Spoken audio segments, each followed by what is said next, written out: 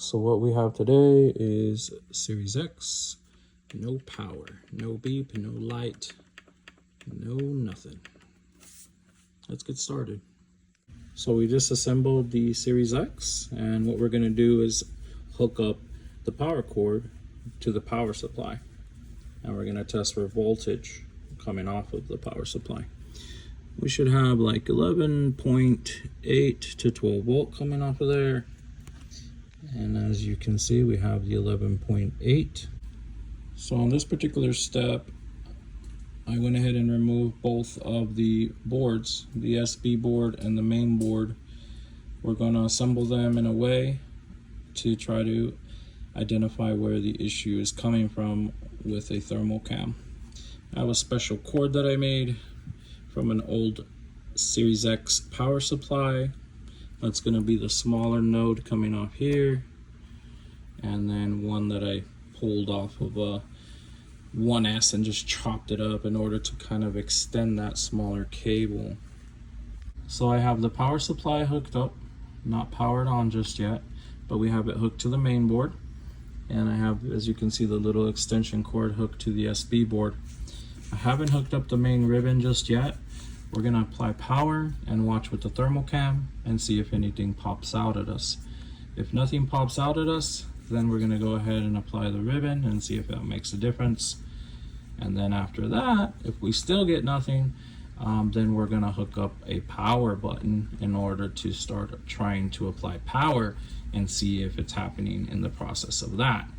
Being that I don't get a light or a ping on it though, since it's basically DOA, no light, no ping, we should probably hopefully see something lighting up with the thermal cam without having to hit the power button. So let's go ahead and see what happens. I recently purchased this, and it comes with 3 modules that turn on and off electrical current. So for example, button 1, that will turn off my shop light.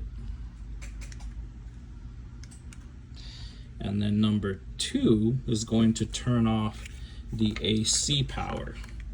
And that's really helpful when trying to diagnose these shorts, because you want to provide power to the power supply and then remove it and then apply it again and remove it. That way you can find the short easier. Usually what happens is that the short is going to show up but then disappear all of a sudden. And so you have to plug in and unplug and plug in and unplug in order to find it. And so having the button here to just go power on, power off, that makes it a lot easier. So we're gonna hit power and see if anything starts to heat up on the boards. Okay, so now we flip the boards and we're gonna do the same process. All right, so now we're gonna try with the ribbon connected. I just laid the boards down and I've kind of got it propped up and whatnot. Let's go ahead and observe with a thermal cam and see what happens. All right, let's go ahead and hit power. Placed a little divider between the 2 boards, and I'll go ahead and check with thermal now on that side. So now we're gonna check the APU side of the main board.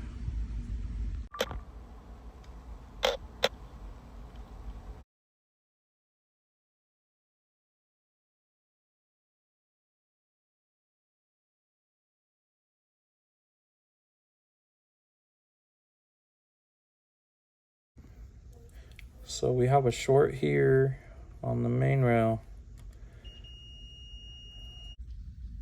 Okay, so we tested the power supply, and then we basically hooked the original power supply up and observed each board individually, and then as a pair and with the ribbon even between them. We found no anomalies with the FLIR system.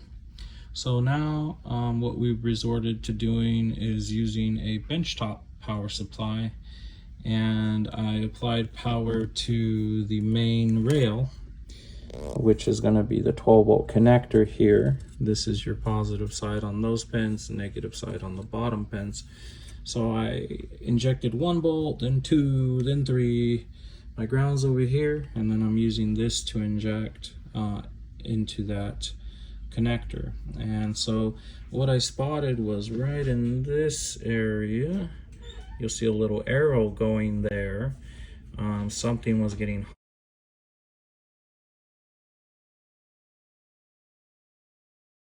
hot, and that was the only thing getting hot on the board. And so what I proceeded to do was lower the voltage just a little bit and then start injecting into that area, and you'll see kind of that there's one particular cap that's getting hot there. And so I'll show you guys what I'm talking about. I'm going to inject a small amount of voltage into one of the adjoining caps in the area. And you're going to observe that while I'm injecting this area, the cap that's actually going to be getting hot is going to be on the ones that are next to that area. And see, I'm injecting there, but you can see that the one next to it is actually getting hot. And so that's telling me that over here in this area is actually where there's a problem, most likely. And you can see that one getting hot there. We're going to add a little bit of leaded solder to the cap that we suspect may be bad.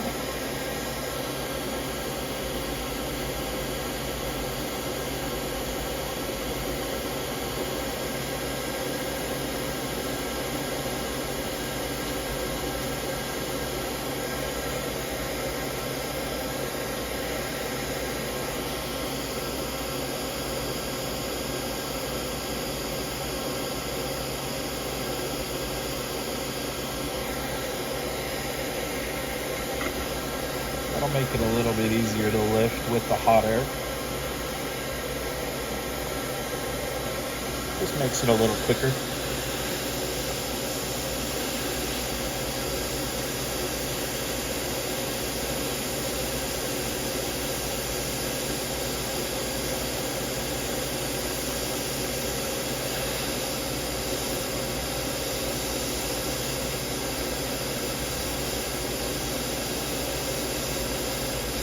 These Series X boards are kind of like a heat sponge, so they take a little bit of time to get that area flowed. That cap is now removed. You can see I kind of set it aside there on that line that's there.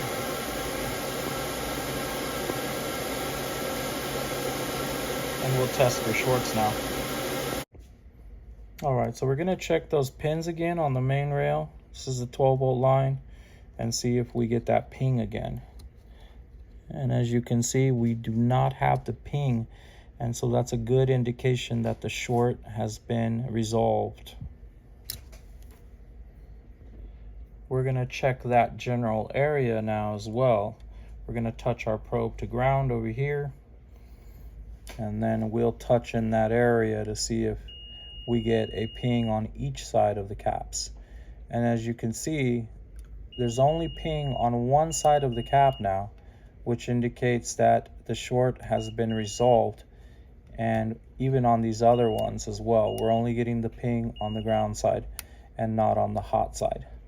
Now, this cap appears to have a little crack in it as well. It's a micro fracture that is barely able to be seen. And so another good way to test to see if you found the actual issue is that you're going to find continuity across that cap, which should not have continuity across that cap. And let me show you that.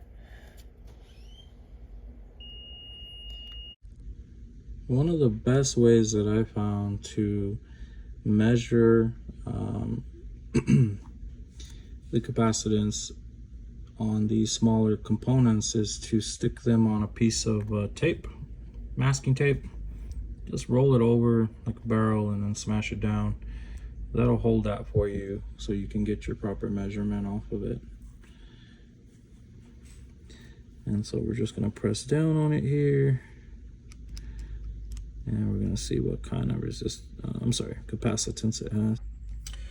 So we pulled the offending cap, and due to the fact that we don't have no screen printing on here, we can't look it up in schematics and easily come up with the complete package size capacitance, as well as voltage and the tolerance. So what we did is we pulled its neighbor. You can always tell they're kind of very similar in some areas of the board where you know, like, this does exactly the same thing, so most likely this is going to be the same thing. And usually the schematics will kind of back you up on that. So what we found was that it was a 10UF, obviously.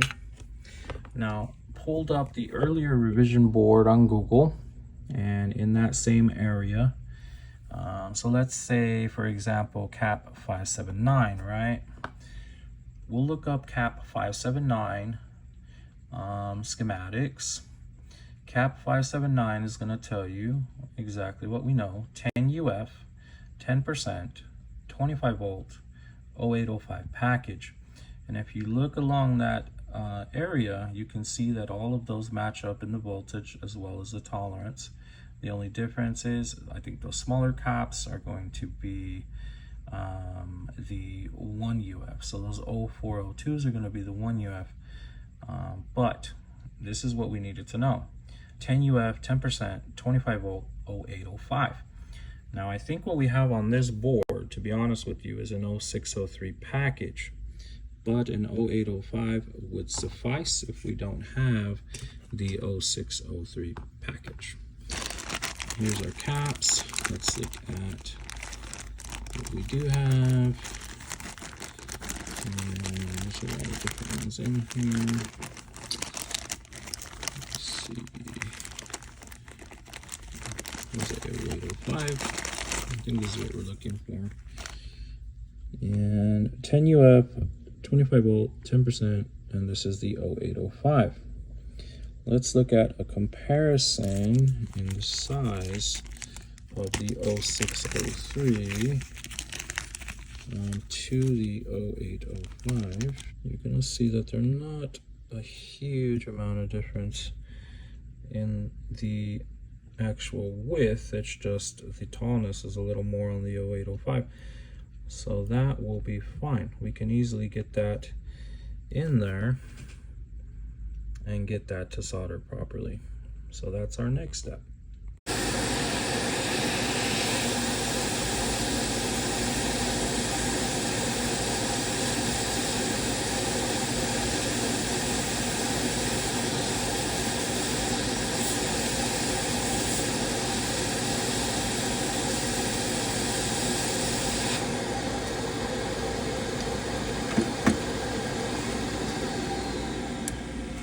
Alright, so we finished up installing / replacing those caps.